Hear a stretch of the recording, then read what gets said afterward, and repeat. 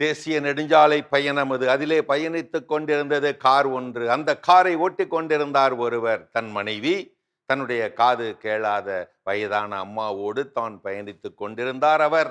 அப்போது அதை கவனித்தார். நீண்ட நேரமாக அவரை ஒரு போலீஸ் ஜீப் கண்காணித்துக் கொண்டே தொடர்ந்து வந்து கொண்டிருந்ததை கவனித்தார். ஆனால் அலட்டிக் கொள்ளாமல் ஓட்டிக் கொண்டிருந்தார். சிறிது நேரத்திற்கு பிறகு அந்த போலீஸ் ஜீப் அவரது காரை முந்திக் கொண்டு சென்று அவர் முன்னே நின்றது. அந்த காரின் முன்னே நின்றது.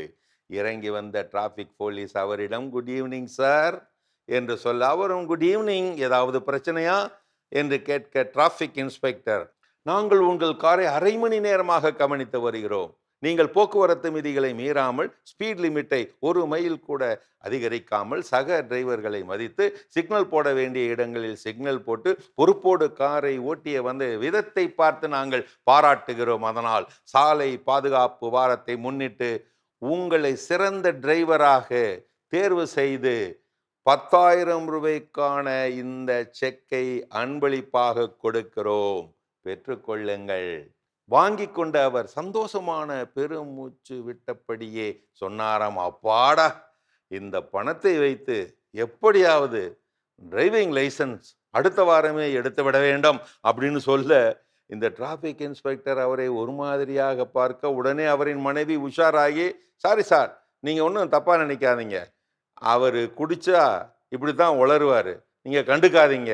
இப்படி தாஜா பண்ண டிராபிக் இன்ஸ்பெக்டர் அவரை இன்னும் அதிகமாக ஒரு மாதிரியாக முறைக்க, இதையெல்லாம் பார்த்து கொண்டிருந்த அந்த காது கேளாத வயதான அம்மா புலம்பி தள்ளிவிட்டாராம். இப்படி அதை கேட்டு டிராபிக் இன்ஸ்பெக்டர் மயக்கமே போட்டுட்டாராம். அந்த அம்மா புலம்பி தள்ளுனது இப்படித்தான், நான் அப்பவே சொன்னேன் கேட்டியா, திருட்டுக்காரை எடுத்துட்டு வர வேணாம்னு நான் அப்பவே சொன்னேன்னு கேட்டியா, இப்ப பாரு எல்லாருமே சேர்ந்து போலீஸ்ல மாட்டிக்கிட்டோம்.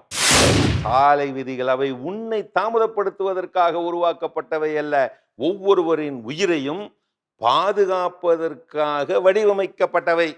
1 நிமிடம் மிச்சப்படுத்துவதற்காக சிக்னலை தாண்டுவது உன் வாழ்நாளையே முடிவுக்கு கொண்டு வரக்கூடும், மறவாதே. தலை கவசம் என்பது காவல்துறையினருக்காக அணியும் ஒரு கவசம் அல்ல, உங்கள் மூளையை பாதுகாக்கும் உயிர் கவசம் அது. வாகனம் ஓட்டும் போது கைபேசியில் பேசுவது, குறுஞ்செய்தி அனுப்புவது எல்லாம் கண்களை கட்டிக்கொண்டு ஓடுவதற்கு சமம். சாலையில் அலைபேசி ஆபத்தாகும், நீ யோசி. சாலை ஓட்டத்திலே வேகமே சோகம், நிதானமே நிம்மதி.